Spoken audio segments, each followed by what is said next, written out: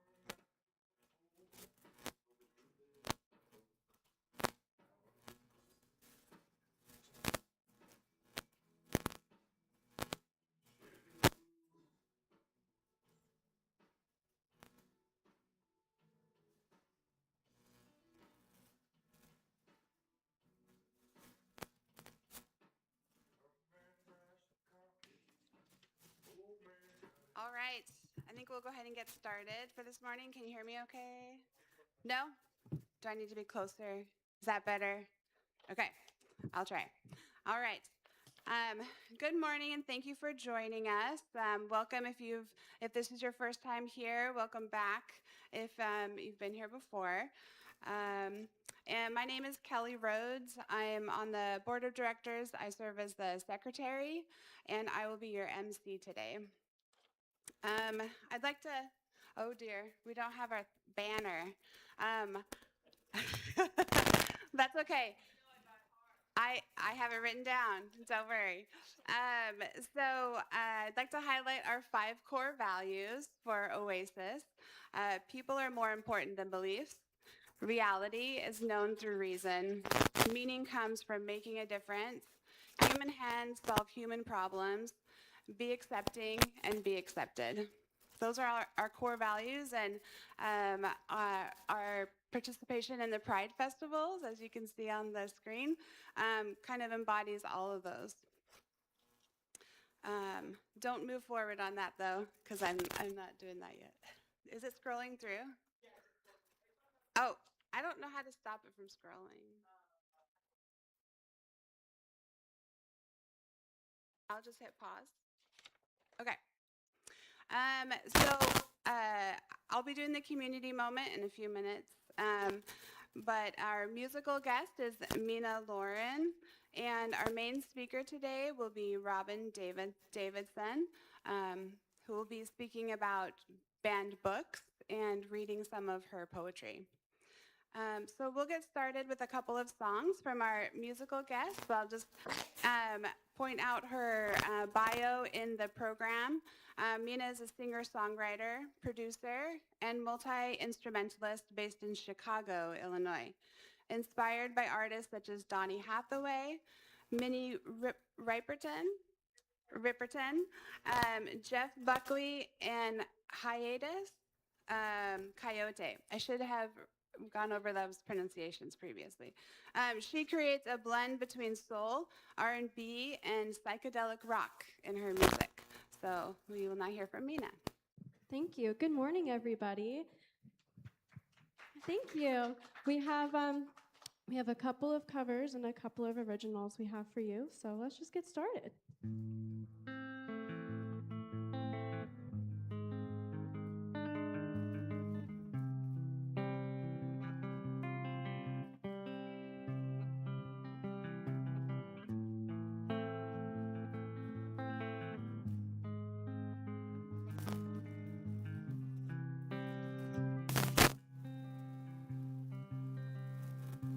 Lonesome tears, I can't cry them anymore. I can't think of what they're for. Oh, and they ruin me every time.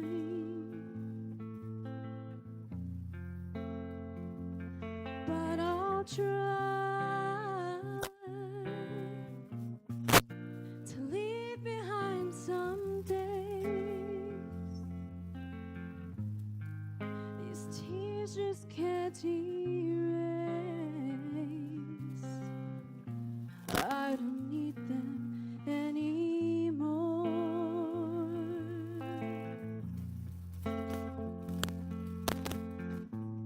How could this love ever turning, never turned its eye on me?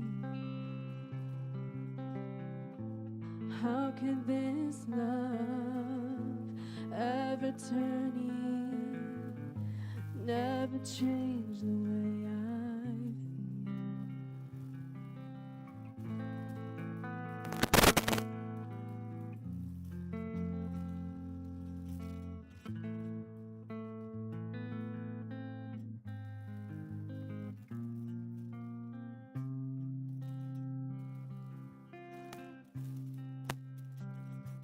Lazy sun,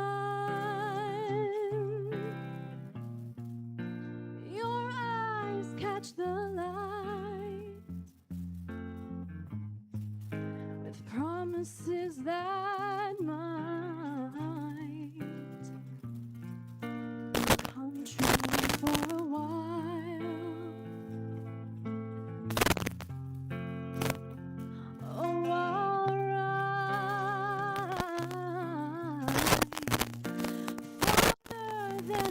should.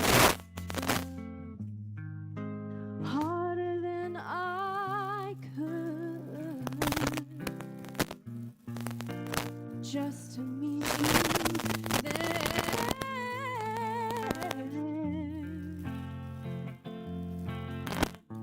How could this love ever turning, never turn its light on me?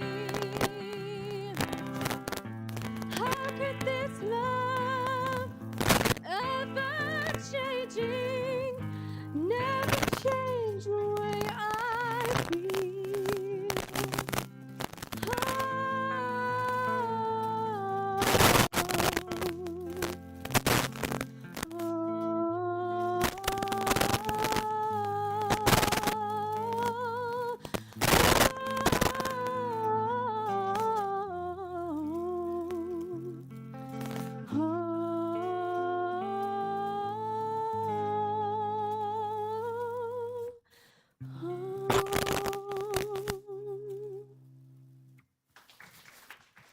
Thank you.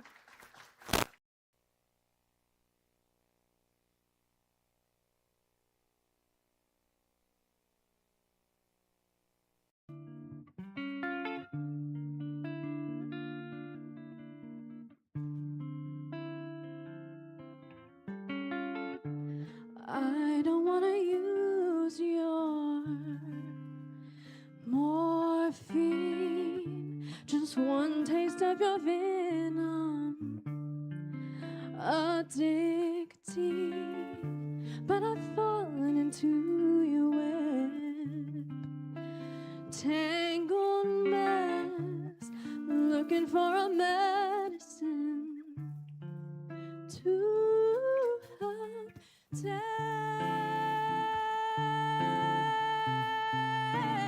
away the pain.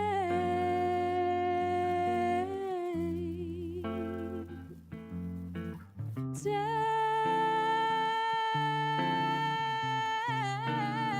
away the pain.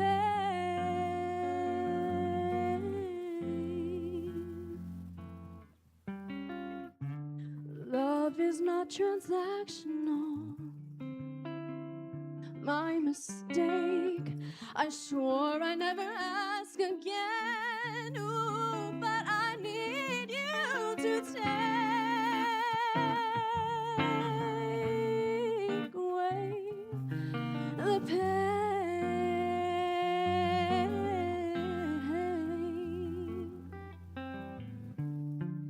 Take away the pain.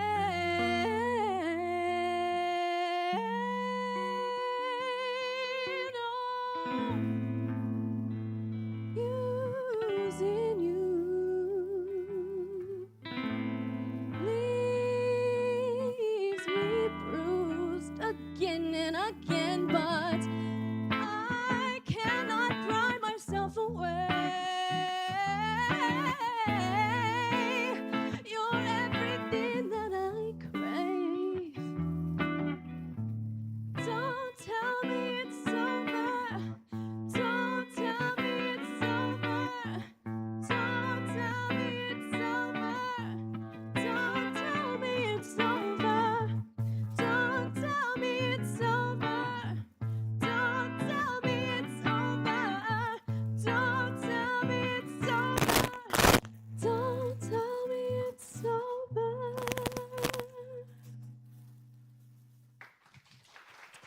Thank you so much.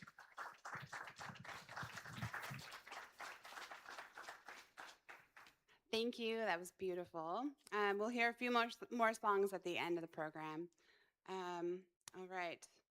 So for the community moment today, I'm just going to talk about the upcoming Pride Festival on September 12th. It will be at Fort Bend County and will be indoors. So if you're going to go to any Pride Festival, this is the one because you don't have to walk around in the heat. So it will be at the Rosenberg Civic Center, and it will run from noon to 5 p.m. You can go ahead. Oh, I have the thing. Sorry. Me and computers don't get along well.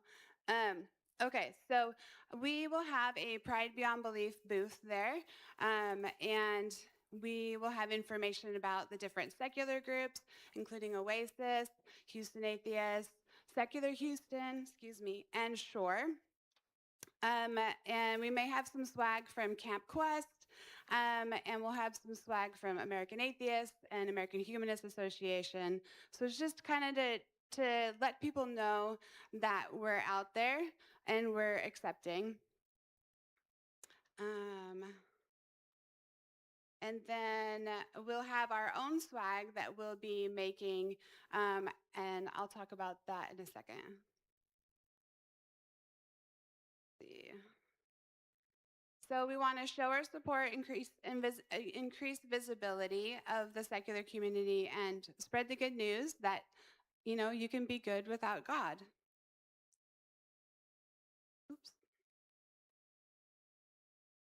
All right. But in order to run our booth, we do need volunteers.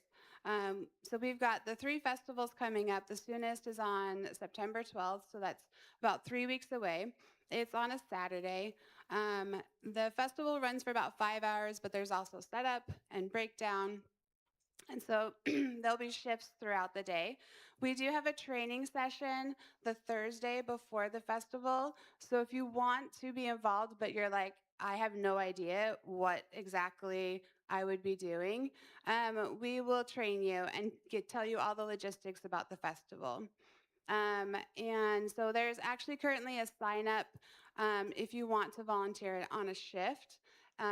It is the link for that is in the meetup event, in the Oasis meetup page, as well as the other groups. And I believe it's also on Facebook now and on the Oasis calendar. So this is the theme for the Fort Bend County Pride Festival, Futuristic Pride. So it should be lots of fun. It'll be a sci-fi celebration. There'll be entertainers and food and just lots of great organizations. We also have t-shirts that Emily graciously designed for us. So that's the QR code if you want to purchase one. If you're going to if you want to volunteer at the booth, we'd love for you to have a shirt on, but it's not required. But just wanted to share that is available. Any questions about the Pride Festival? We're so excited. We will have a makerspace also to create the different swag, the buttons and keychains and stuff that we're giving away. It will be on Labor Day in Sugarland. So it may not be the best time or location for some of you, but it will be like from 6 to 9 at the Flying Saucer in Sugarland on September 7th. So that's the Monday before the festival. And I'll be putting that event on Meetup soon. Okay. All right. Now for some announcements. I just want to point out the program. It does list the different events that are coming up. Right now we have the blood drive going on, and our minimum donation is 10. So hopefully we're like real close to that. But if you can donate today, please do. And it will run, I think they have openings till about noon. But if you want to stay for the whole program, you can always pop in and see if they have room for you afterward. And all those who donate are going to get a bag and a voucher for a pint of Bluebell ice cream. The bag is on the back table if you want to see what it looks like. Okay, Jennifer said no bridge tomorrow, so don't go to Jennifer's house tomorrow. And then the Oasis Book Club, they are reading Money, Lies, and God by Catherine Stewart. That book club meeting will be on September 30th from 6:30 to 8:30. Catherine Stewart is going to be a special speaker for us on Friday, September 25th. Here at the Montrose Center at 7, I think. And so if you want to kind of get to know Catherine Stewart a little better, do the book club. Even if you don't go to the book club, you may want to read the book. All right. And then, oh, yes, the Oasis cruise. Do you want to talk, Johnny?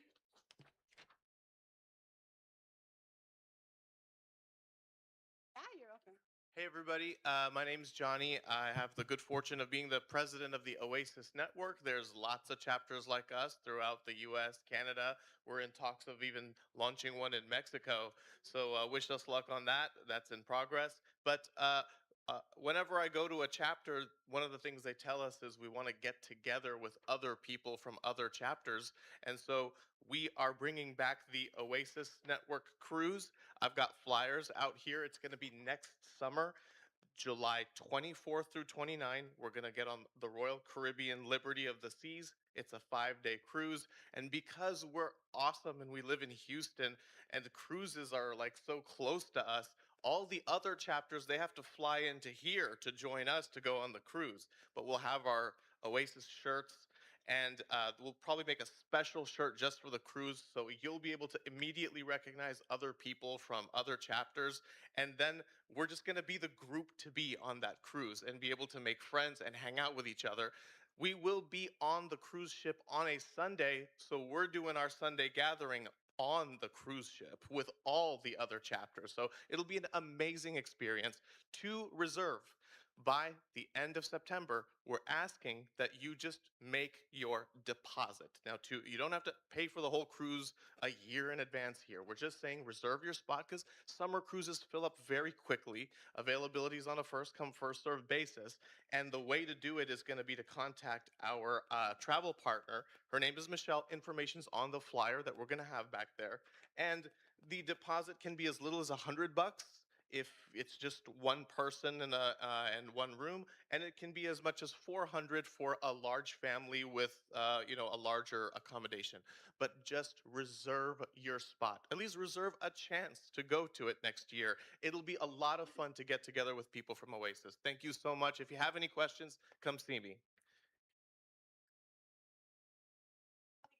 I got a pretty flyer, a real pretty flyer. Yeah, very pretty.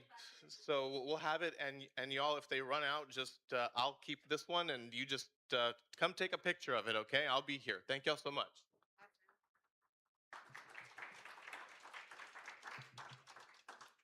Thank you, Johnny. And then one more announcement. We had a donation for some face lotion, unopened, that they had purchased and don't need anymore. So it's at the back table if you're interested. And then we are ready for our main speaker. So let me read her bio real quick here. So let's see, Robin Davidson is Houston's second poet laureate. Oh, okay. I'll let you do that while I'm, sorry, we decided to do the break later. And she's authored 2 poem chapbooks and 2 poetry collections, Luminous Others and Mrs. Schmetterling. Okay. She has co-translated from the Polish 2 collections of poems by Ewa Lipska, The New Century, and Dear Ms. Schubert. All right, from Princeton University Press. And she is editor of the anthology Houston's Favorite Poems, recipient of 2 Houston Arts Alliance Awards, a Fulbright professorship in Poland, and an NEA fellowship. She is one of 3 Houston artists supporting Compassionate Houston's Compassion through the arts program. She was inducted into the Texas Institute of Letters in 2019 and is Professor Emerita of English for University of Houston downtown. So help me welcome Robin Davidson.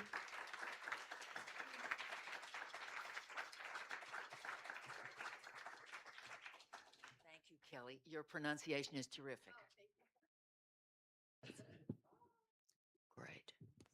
You can hear me okay? Okay. Well, first, let me just say thanks for having me back. And I want to thank Dr. Judy for your invitation. Um, it must not have been too terrible the first time, or you, you wouldn't let me return. So I'm very grateful. Let me pull up my slideshow. This is our cat. My husband and I love this cat beyond measure.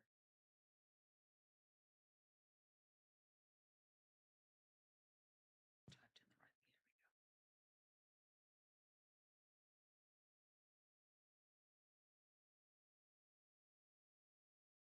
Here we go. Do a little slideshow.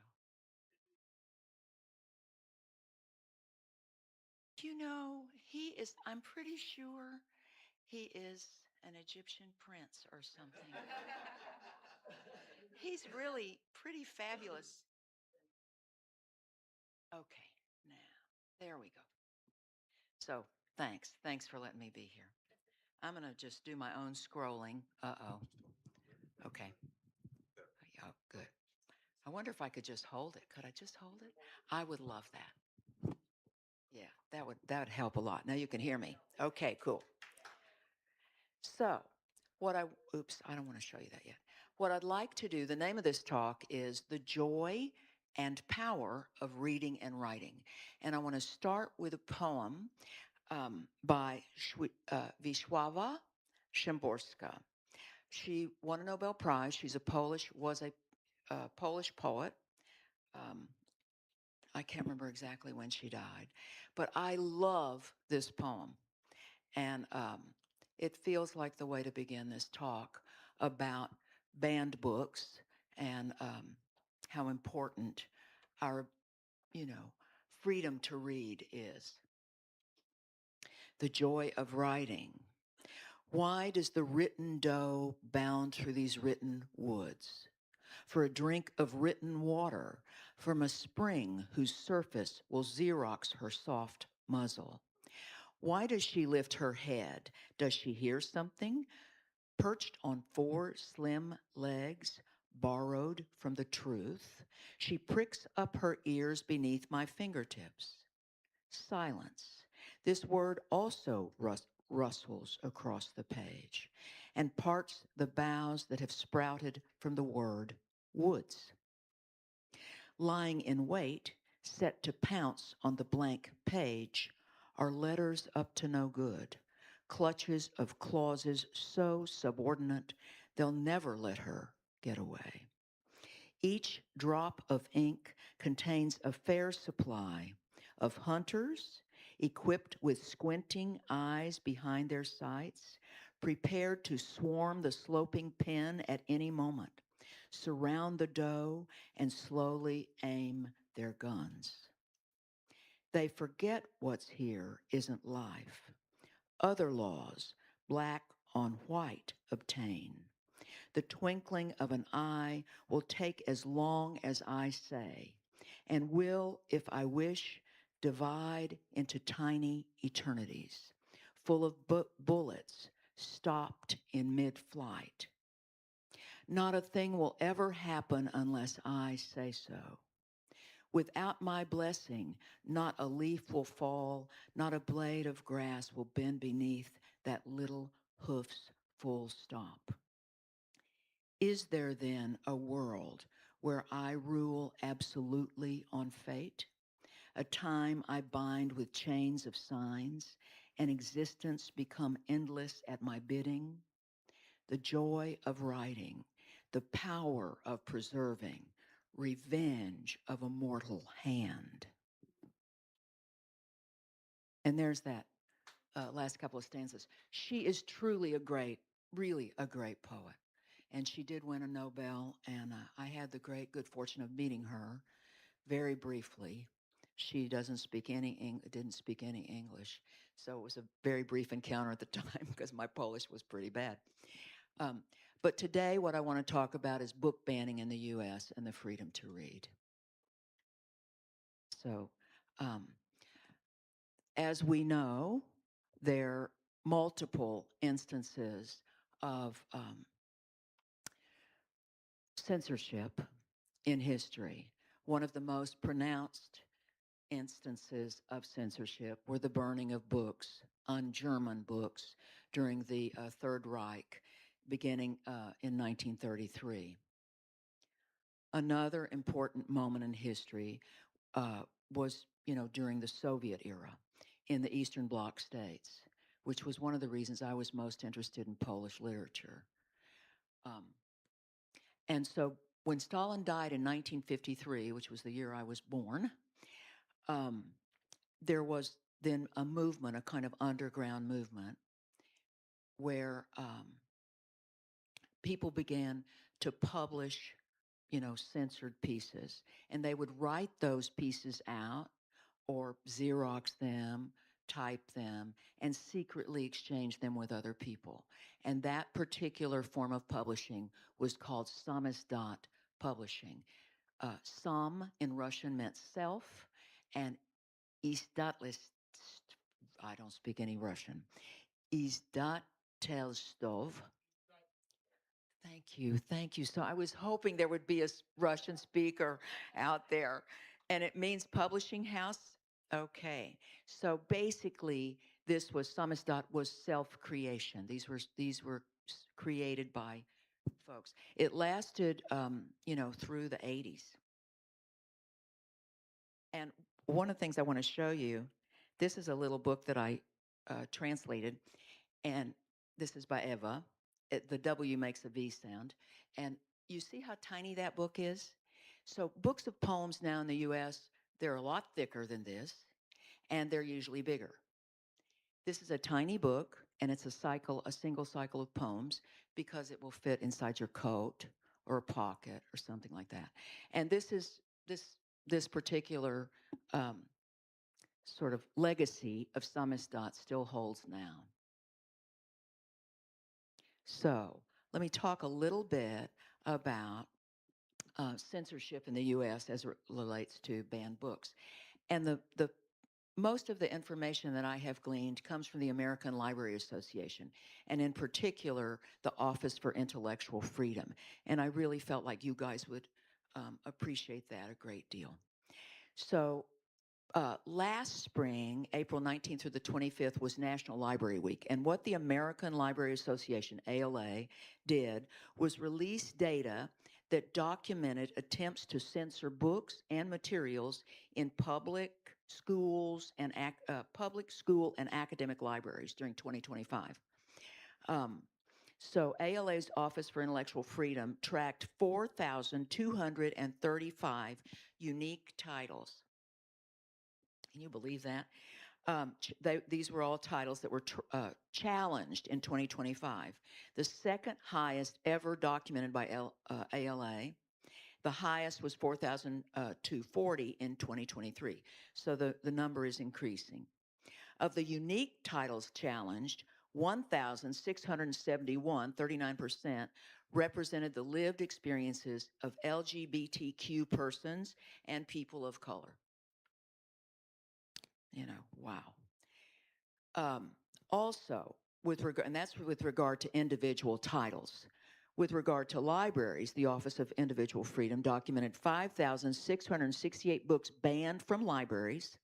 60% of those were challenged. And an additional 920 books were censored through access restrictions, such as relocation or requiring parental permission. This is both the highest number of titles censored in 1 year and the highest rate of challenges resulting in censorship from 1990 to 2025. That's a big deal as far as this old reading teacher is concerned.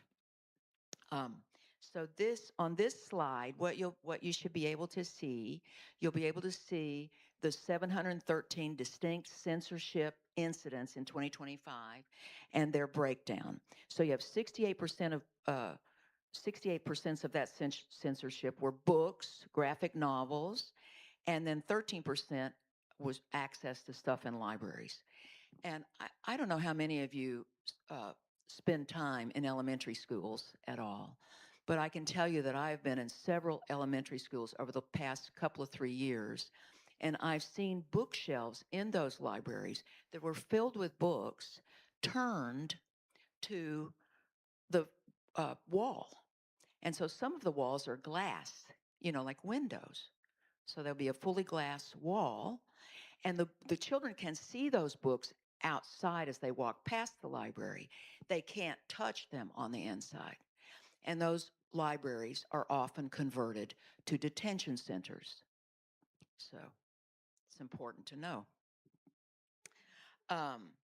So ALA documented 713 attempts to censor library materials and services, 487 of which targeted books. Oops. There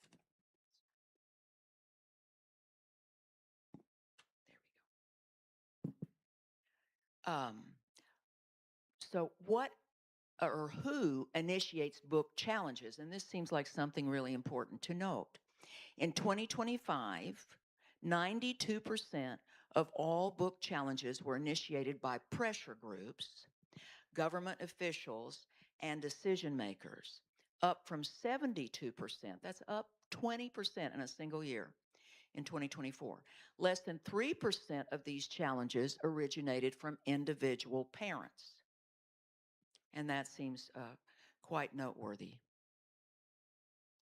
And then here's some other stuff that may be of interest to you.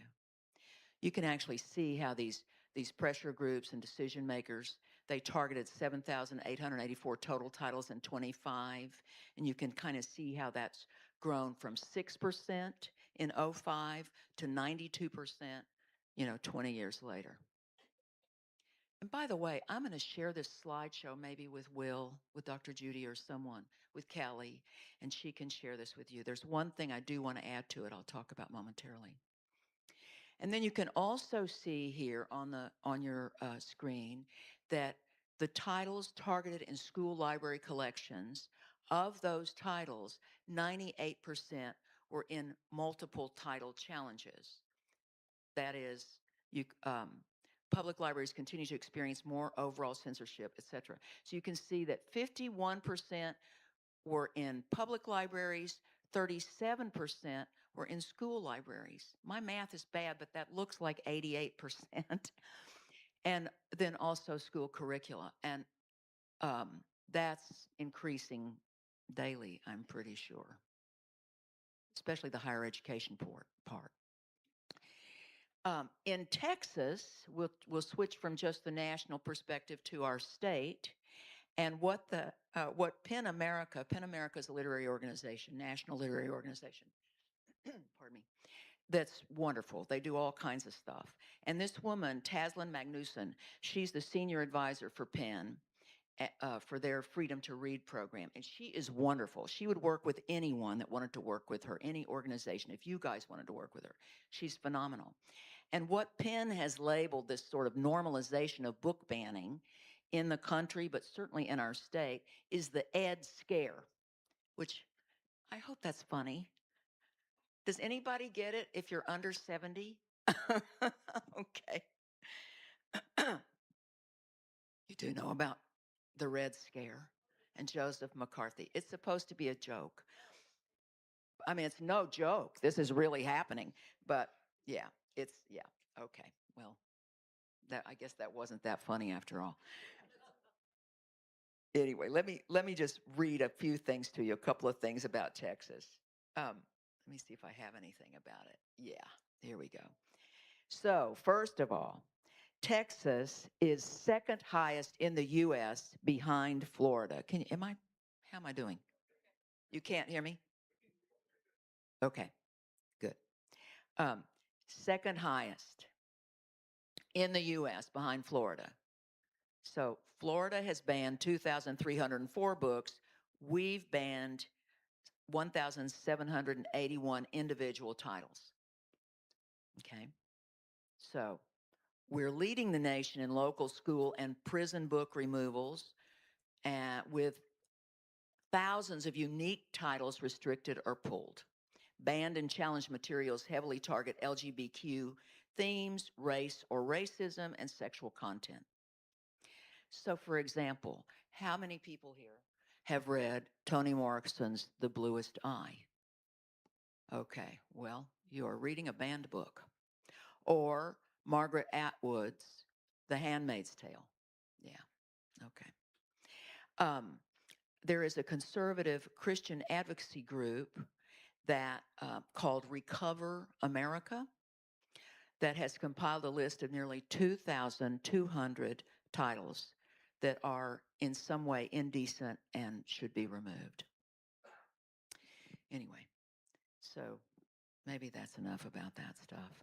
I think they're called inappropriate books in schools, and they assign a severity score from 1 to 5 based on vulgarity or explicitness. And there's lots more I could say about that, but I'd like to keep going.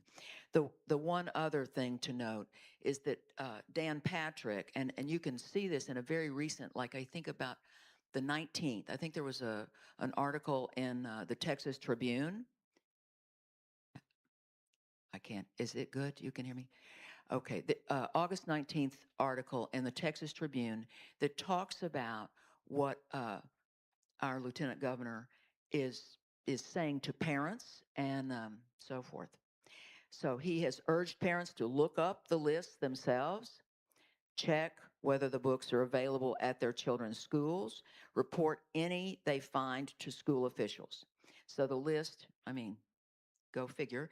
The list focuses on LGBTQ titles, gender identity topics, sex education, body awareness, romance titles, anything related to race, and so forth.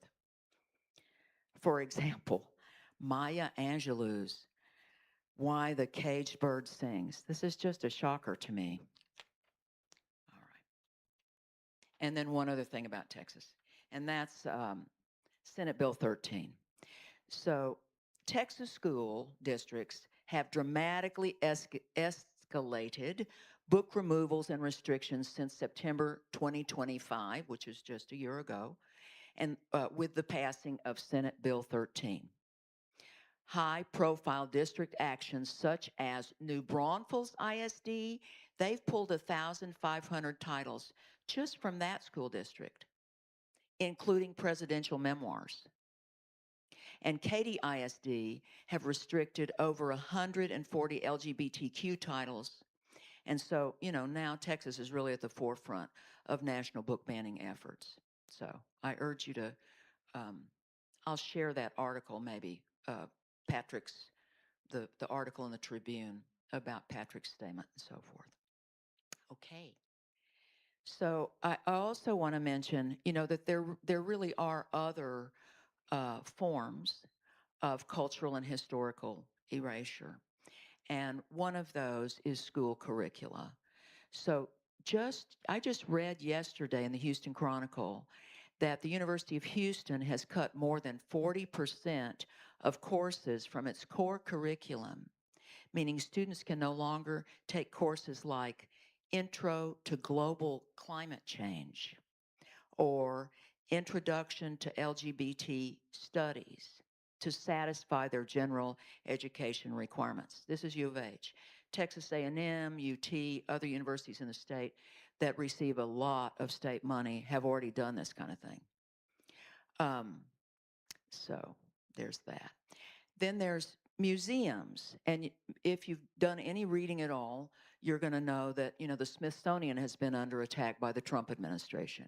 The Smithsonian is responsible for 8 different museums. And I'll just read what they are. National Museum of American History, National Museum of Natural History, National Museum of African American History and Culture, National Museum of the American Indian, National Air and Space Museum, Smithsonian American Art Museum, National Portrait Gallery, and the Hirshhorn Museum and Sculpture Garden. So all of those entities have been challenged by the Trump administration to respond, you know, to various challenges to what they make available to the public.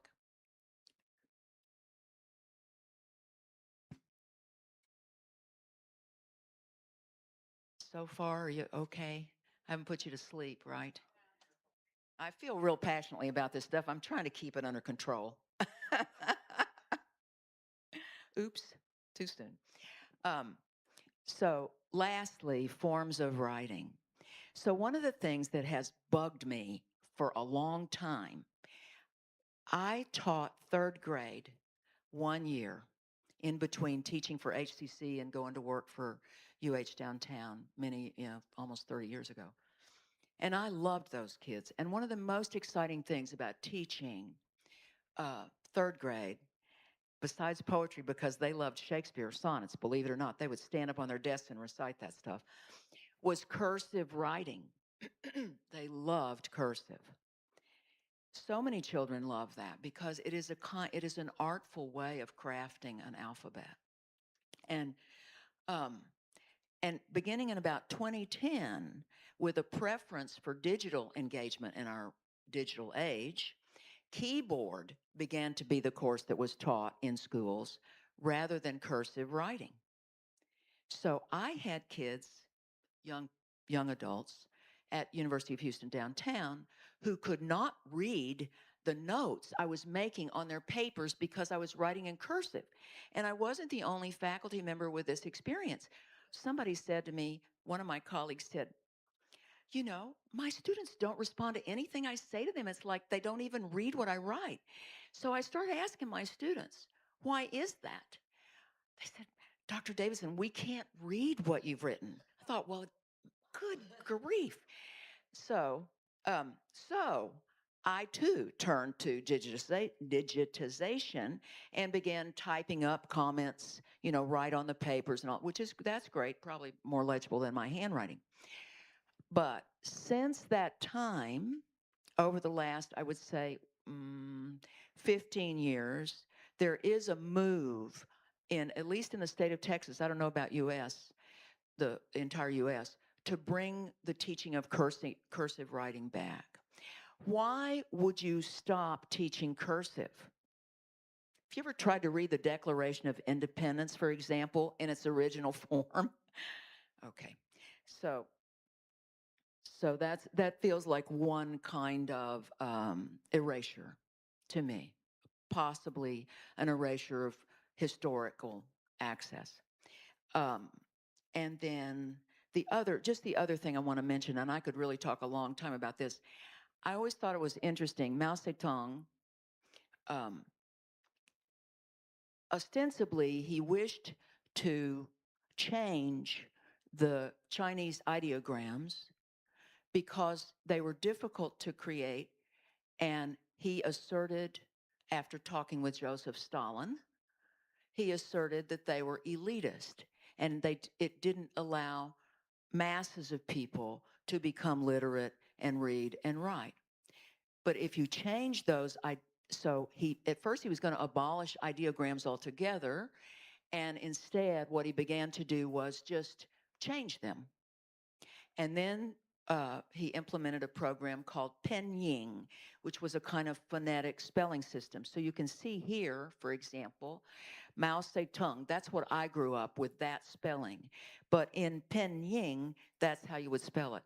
And contemporary American, contemporary articles that I've read in English now use that Pinyin spelling.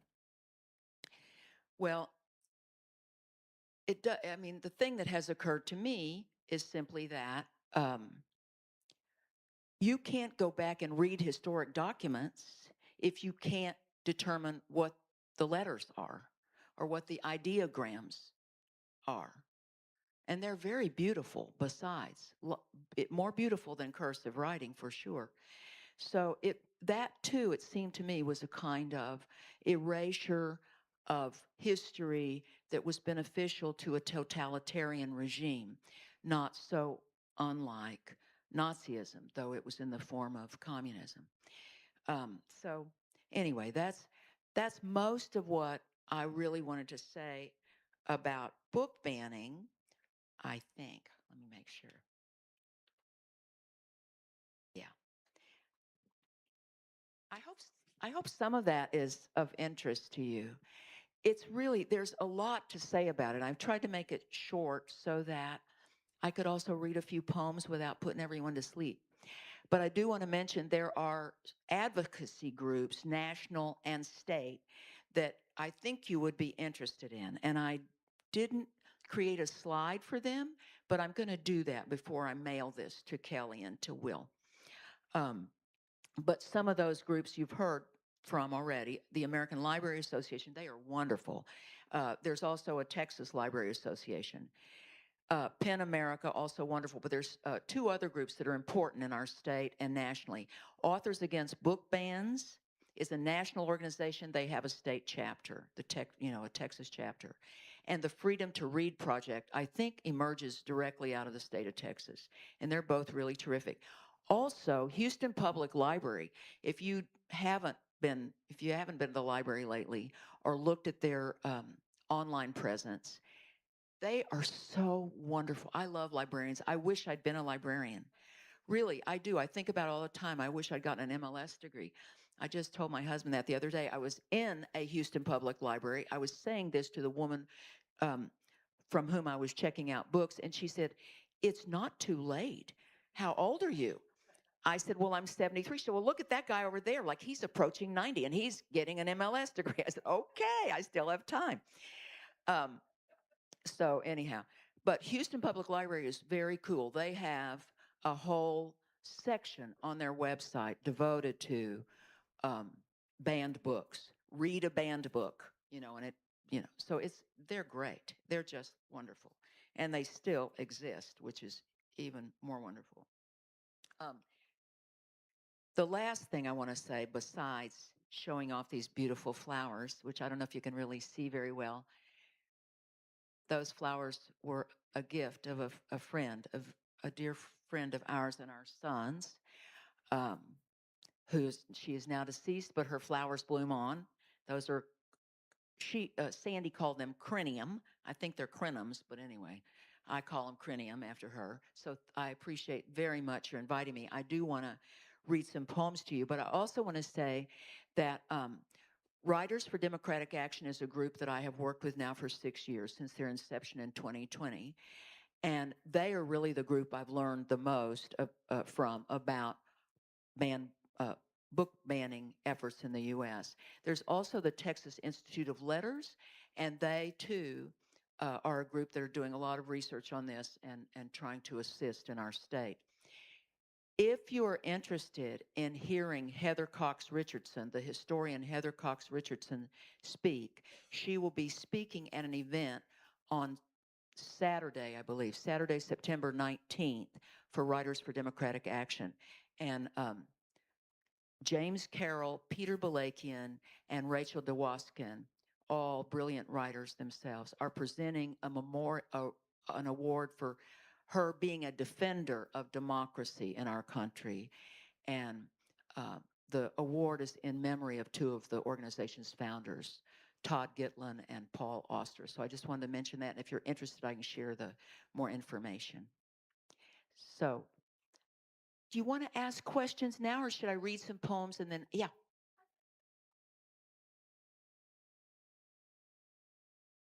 Yes.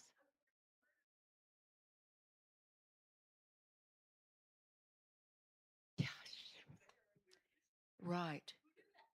Well, I have to tell you, I speak no Mandarin or anything, so I don't know. Yeah. Yeah. Yeah. That's a good question. I don't know. I know the Maodezong. That's phonetic. Yeah. But I don't know. I don't know. I don't know Russian either. Polish, I might could answer that one. I don't. May I read a few poems now? Okay.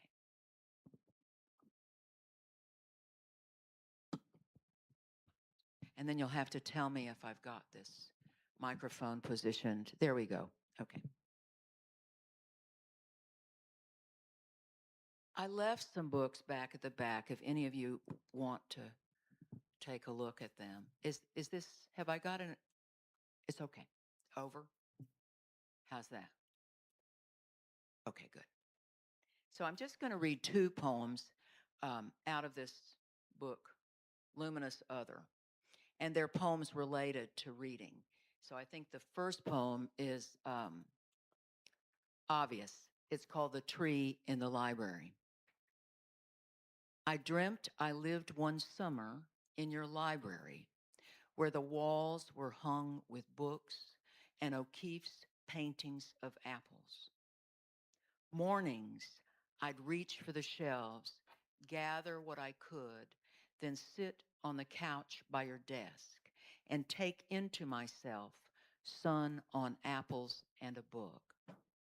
Afternoons, I'd nap, dream the body of a woman part by part in photographs as Stieglitz dreamt O'Keeffe. And each day the apples inside me grew larger, like human faces waiting for a voice. And the apples on the wall began to swell, filling the room, opening like skin unfolded, torn, to find the same woman dreamt again and again, each book singing its own fruit.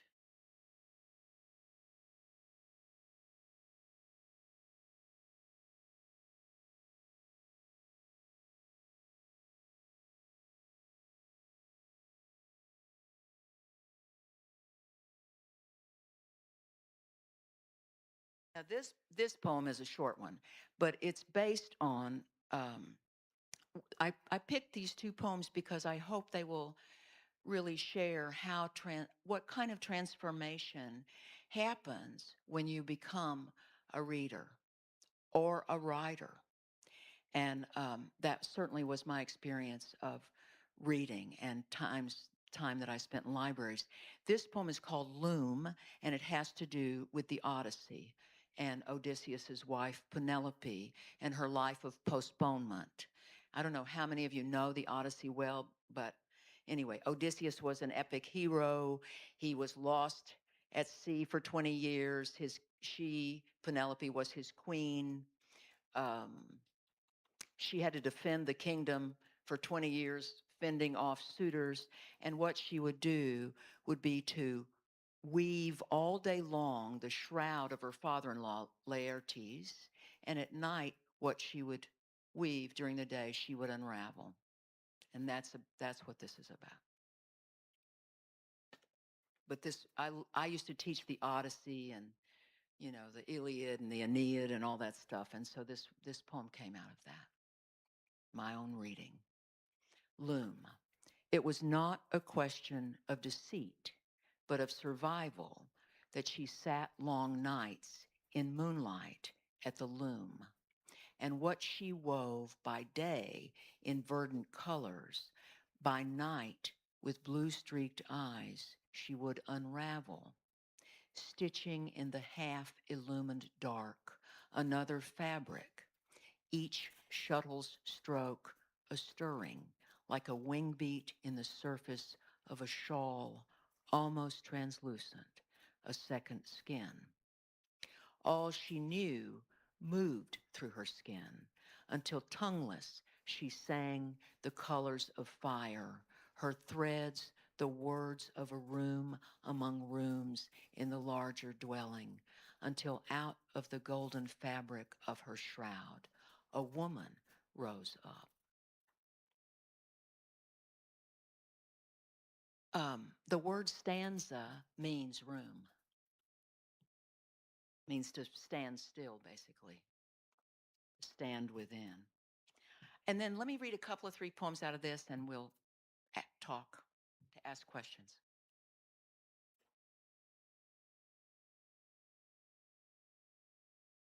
So this book is called Mrs. Schmetterling, and it's actually,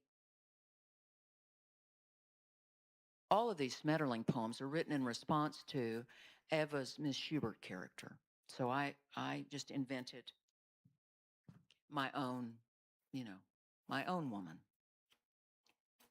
And this book also, I should give credit, the images in this book were crafted by the visual artist Sarah Fisher, who is just a genius visual artist. She really is. She's a Houstonian. Let's see, this is easier. Sorites and Sand. Mrs. Schmetterling has been thinking about boundaries, how the borders of countries and of gardens overlap, how words themselves melt into one another, prefix, suffix, root, until she is now swept away in a sea of sentence upon sentence, drowning. Recently, in her mind's ear, she's begun to confuse Shastri and Sorites, sisters and a heap of sand. What words, she wonders, are necessary for sister syllogisms to build upon each other, not by heaping, but weaving, like the loom work of a great queen. Mrs. Schmetterling could build a kingdom on the threads of a shroud. She could stretch strands of cowhide wide to build a city. She could be a woman poised to speak if these thoughts running wild in her head could converge, compose the seamless fabric of a slow-moving river. Each syllable a rivulet, a warp or weft thread floated inextricably into each sister stitch, world to word, word to world.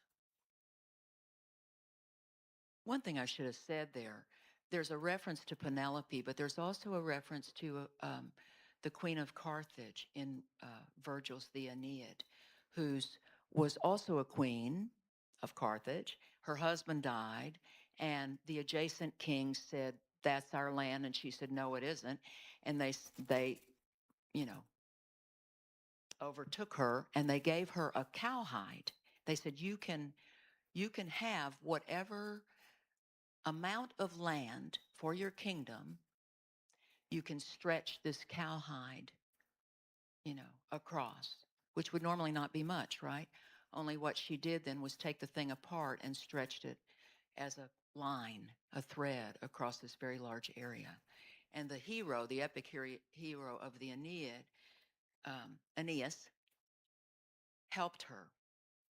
He also went off and left her, but what are you going to do? He had Troy to build, okay? It was very important.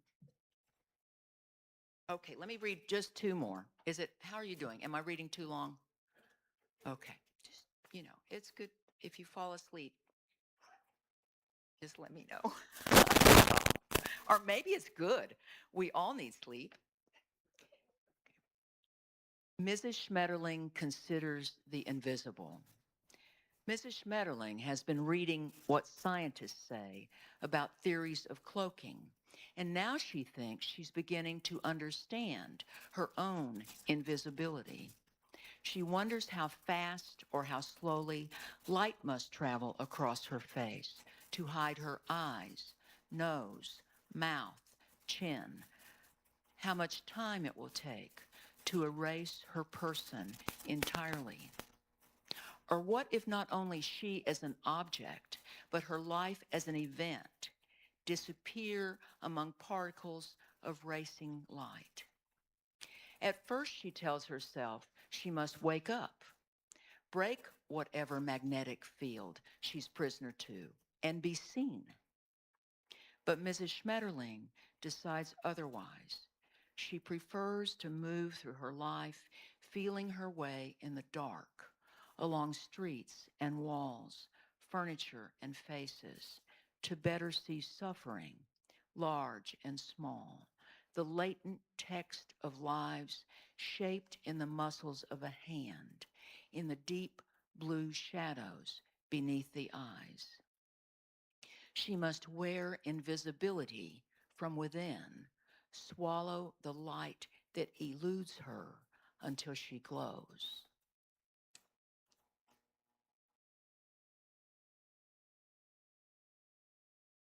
Last poem, and I really like this poem because it's fun and it makes me think of my grandchildren. Mrs. Schmetterling on magic. There's a difference between magic and trickery in the 5-year-old mind. At the musical program for children A Curious Christmas, a magician holds a deck of playing cards. He shuffles, cuts the deck, hands a card to each child sitting in the auditorium's front row. Miraculously, he's able to guess correctly the Queen of Diamonds the girl with the blue beret holds tight. The magician makes 2 gold coins disappear from his gloved palm and reappear with a clink in the pail at his feet. Mrs. Schmetterling's grandson is skeptical. He knows a trick when he sees one. But when the program comes to a close and the great bearded Santa of myth appears on stage, his red wool suit and hat gleaming in the theatrical dark, all of the children jump to their feet. They stand on their chair seats, climb the aisle railings. They laugh and clap, begin to sing. Even Mrs. Schmetterling, who's long forgotten all believing, knows when magic enters the room. Thank you very much. Okay, is my time up? Oh, okay. Oh, I get it. Okay. All right. Thank you so much. I love your poetry.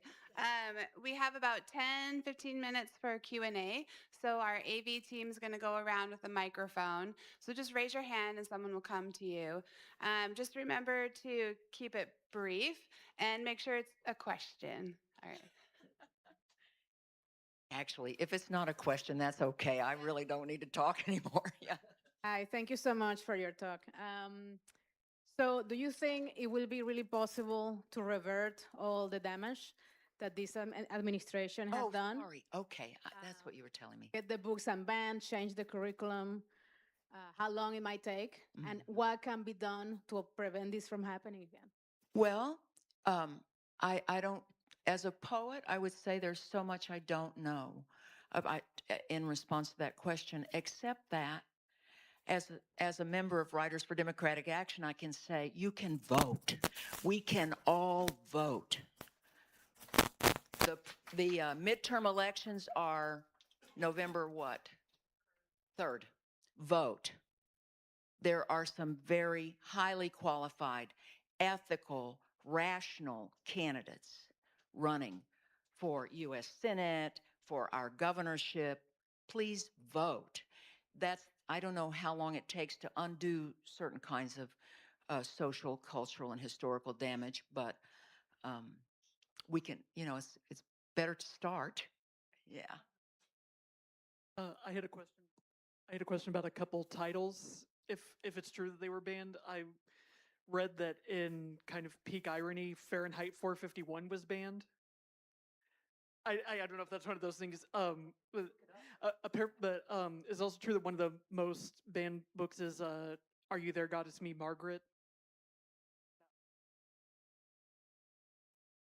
Let me just, yeah, for sure. Well, actually what I should have shown this. I forgot. I have a link here. I've lost my little mouse. There we go. Uh-oh. Let's see.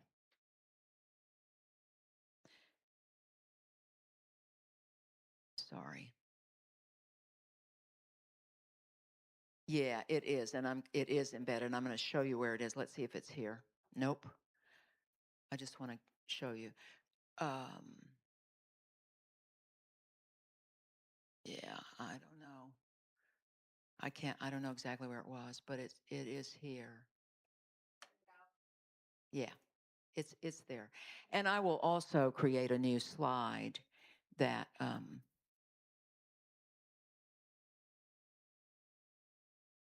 don't think it's this slide. It's this one.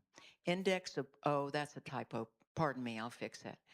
Oh, no. Okay.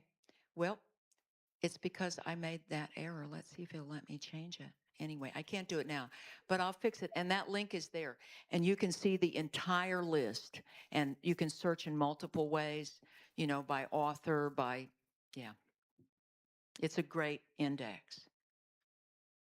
Other questions? No?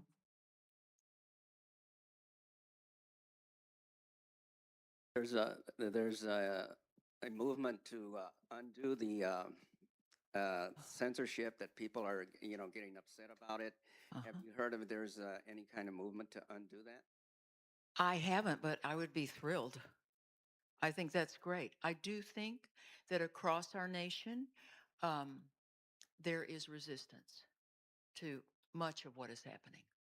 How successful that resistance will be, we won't know until the midterms or beyond. Yeah. Anybody else about book bans, about poems? Yes, sir. Oh.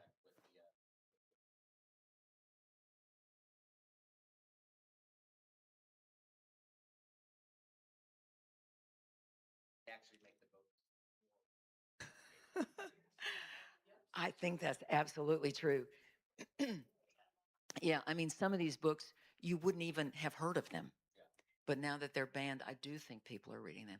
And the public libraries across the nation are really making a big deal about that, too. They're creating, just as Houston Public Library has done, these sections just on books that are banned. Yeah, it's kind of smart.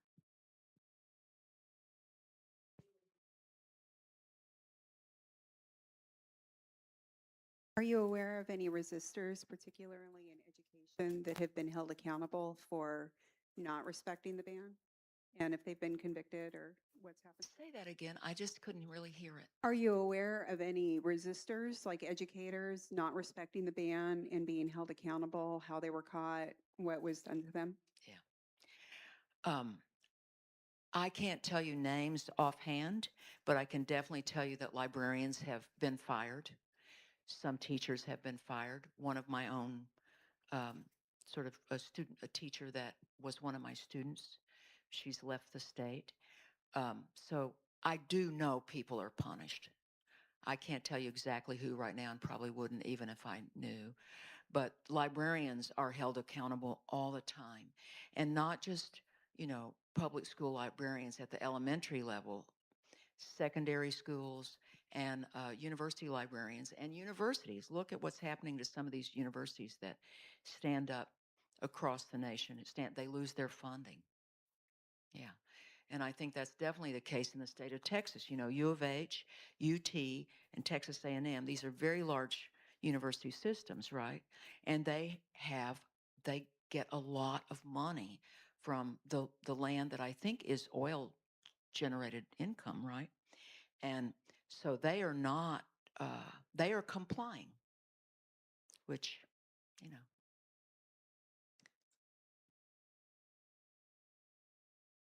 You're making me wonder, how are you and your friends, your cohort, responding to this?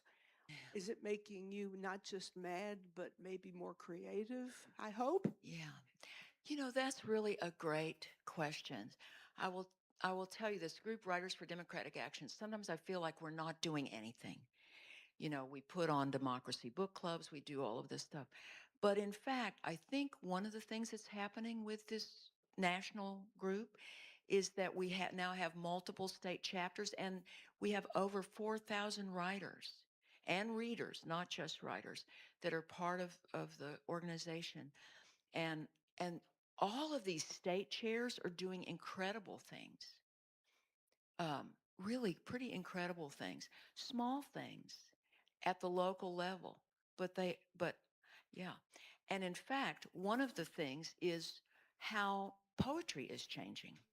I think those of us who are writing poems are responding to the world around us, to, you know, social issues, and it's changing the work. And one of my and my husband's dear friends is a woman named Carolyn Forche, and she's going to be here in September 24th, 25th, to read from a new book called Otherwhere. She is truly a great American poet. And her work for decades has responded to social issues, and she was demonized for that. And only now, as a woman who coined the phrase poetry of witness, she has kind of come into her own and is influencing many of her students and certainly me in my own work. She's really a genius gal. So I think it is shaping writing. And there's all kinds of writing. It's not just poems. There are op-eds, letters, really wonderful letters you can write by hand and send to your legislators, your representatives. You can do what I know Dr. Judy has done many times, and that's have people send out postcards and do all sorts of, there's all kinds of writing. And I think writing is healing, but it is also a form, personally, individually, but it can also be a form of healing culturally. And it's a record. There is just one more thing, and that is there's a kind of subgenre of poetry called documentary poetics. And there's some wonderful books that have been in the last few years and are continuing to be created that document things that are going on in our world as through poetry and incorporating various kinds of texts. One example is Tahimba Jess's book, Olio. And if you don't know that book and you're interested in documentary poetry, it's just a genius book. Our friend Lupe Mendez has just published a brand new book called We Exist in the Whisper, verses, Huelga school verses. And he's gone back and done all this research on the Huelga schools in Houston. These schools that rose up out of how messed up segregation, the response to segregation, and how that was handled in our city. And it didn't achieve its true mission. And these Huelga schools evolved. Huelga, yeah, it's Huelgo. Ga, sorry, Huelga, yeah. What does it mean? Fight? Like lucha? Okay. Strike. Okay. So Huelga, thank you. I have meant to look that up and haven't done it. Yeah, it's a terrific book. Yeah. So yes. So, as a form of resistance, is anyone out there like trying to smuggle these books back into public libraries and putting them on the shelf where I it am used to be? so glad you asked that. I think it's a great idea. I recommend it to everyone. There is a group called Libros Traficantes that started a long time ago. This is Lupe Mendez, the same guy that wrote the Huelga School poems, and his colleague Tony Diaz, and they were taking books up to Arizona when all this stuff was being banned years ago. So they're still doing that, and there is the little free library. You can always buy one of those guys and put a bunch of stuff in them. Yeah, you wanted to say something about that. I could feel it.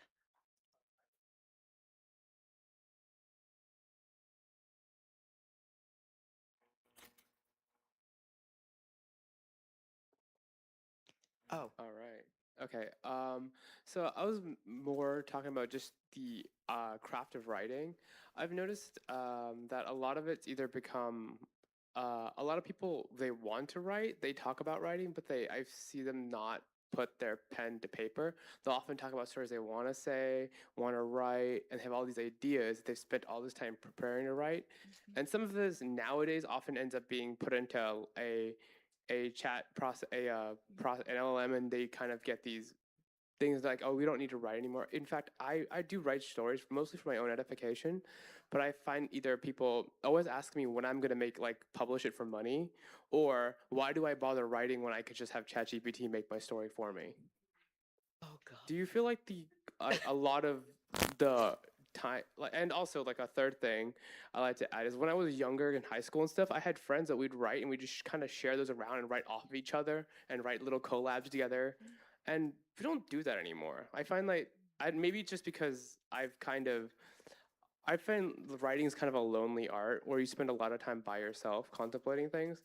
Unlike I'm a little jealous of musicians and visual artists where they have like collabs and stuff where they get together and work. I kind of miss those things, and I kind of feel like the art is dying a little. Yeah. Well, I would say that the art of writing is definitely not dying. I'll reassure you there. I do think AI is changing things, and chat GTGs, you know, digitization of communication is very interesting, the impact it's having on writing, on the way we speak. Um, I mean, I have friends who write me entirely in acronyms, and I think, oh my God, I don't even know about 3 of those, you know. One thing I didn't say and meant to at the very beginning, thank you so much to Mina. Yeah, your music was beautiful. And I have to tell you, I think writing, poetry in particular, the visual arts are powerful. But in my view, music really is the most powerful art form. It can move us so incredibly deeply without knowing a language. Polish, French, Spanish, Ukrainian, you just can listen and feel it, right? But back to the craft of writing, I think if you are going to call yourself a writer, you have to write, and you have to actually sit down and do it. Doesn't mean you're not composing in your head, but you know, eventually you have to sit down and write. And if you're writing for money, forget about it, because the industry right now is really problematic. If you're writing for your own spirit, your own humanity, and you're writing for others that you wish to share it with, whether that's a large or small audience, I think that's the reason to write. But not to remain silent is, I think, the most important thing, because silence really is complicity in a world that needs our voices. Thanks for having me.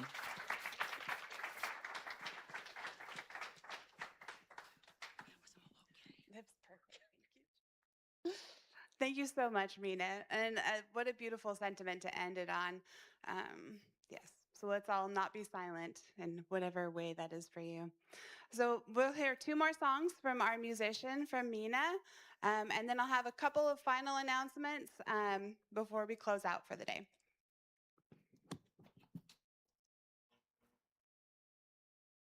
Hello again.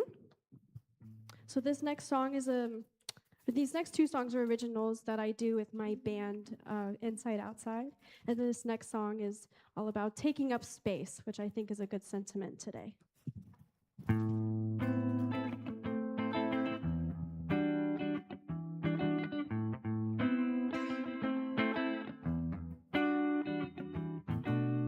I've had enough of dumbing myself down for you. I've done enough waiting around for you to catch up.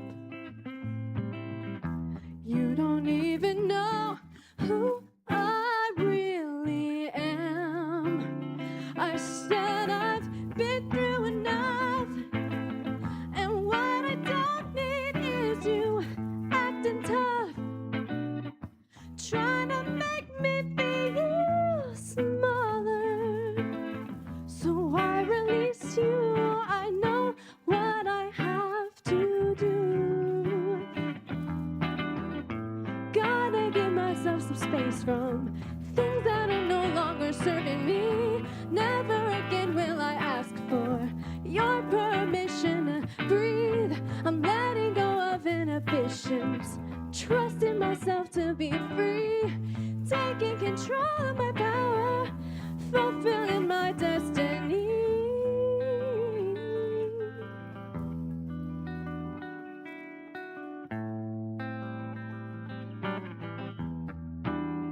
I never knew that I was so unsure of who I really am, till I realized I got these ties that hold me down. Is why I cry, wanna grow through musical exploration in my soul.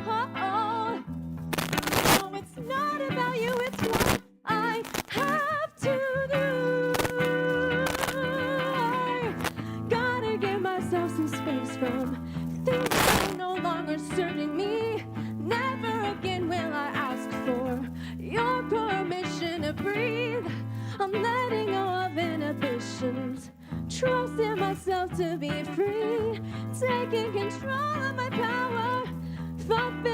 my destiny.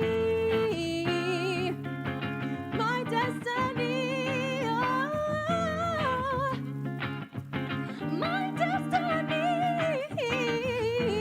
Whoa, my destiny.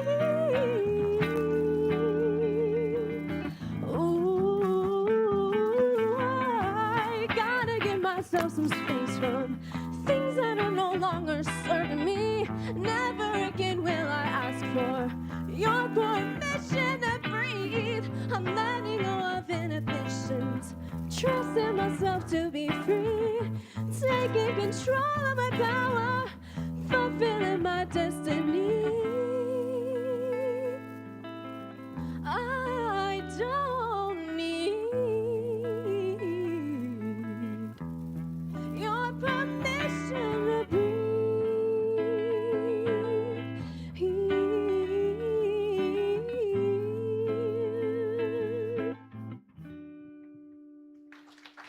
Thank you. That was Permission to Breathe. This last song is called Human Nature, and it's just about loving people, loving someone, loving yourself, and connecting with that. Does a butterfly know she has wings? Does a bird know that she can't see? Ooh, ooh, how does a flower know when to bloom? I hope that I can see the petals soon. Ooh, ooh, I feel it in the air. Human nature surprises us in the daylight in your eyes.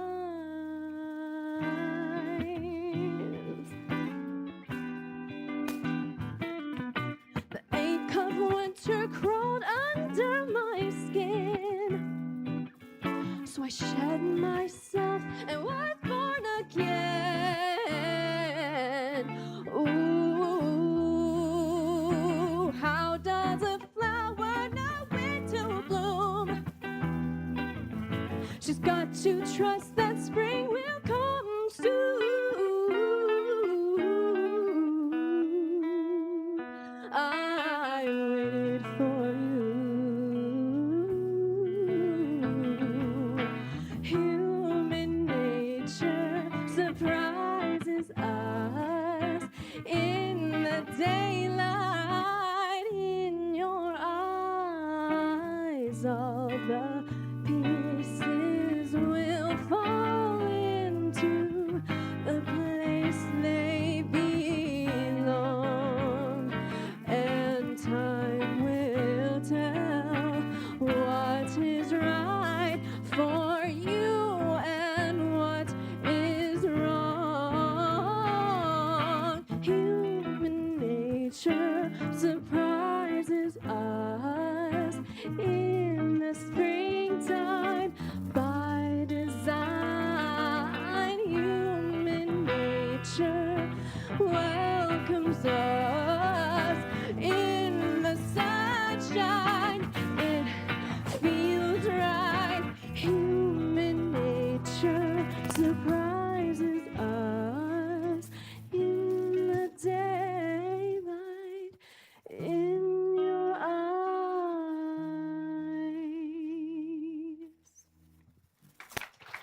Thank you so much.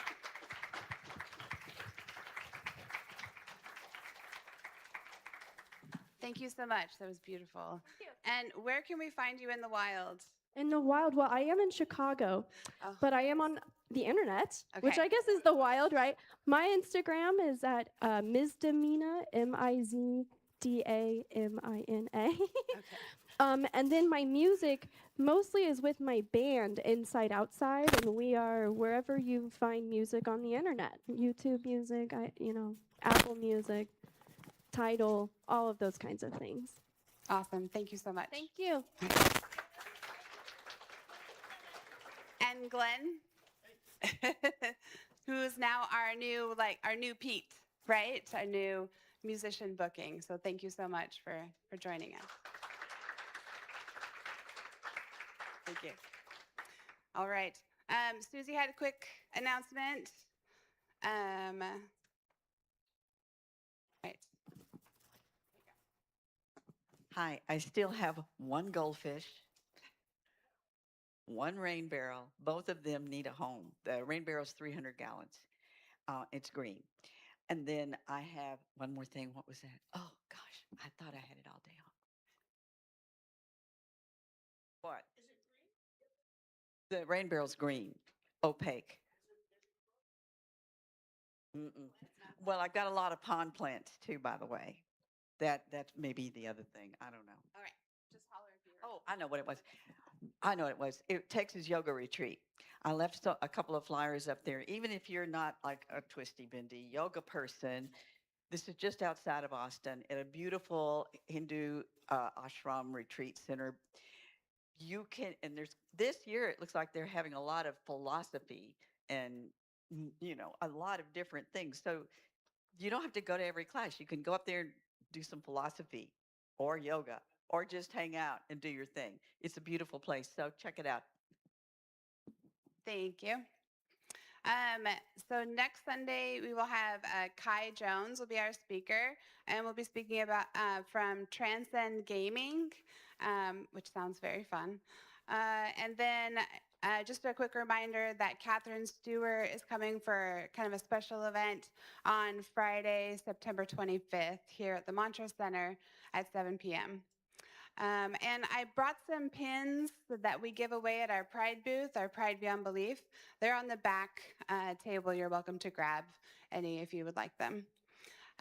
So today is our potluck day, and everybody is welcome to stay. We have plenty of food. To prepare for that, we just ask for your assistance in stacking the chairs in stacks of 5, and then we'll pull out the tables and set up for the potluck. But thank you so much for coming today. We're so grateful for our speaker and for our musicians, and I hope you guys can stay and chat and get to know each other. Thank you.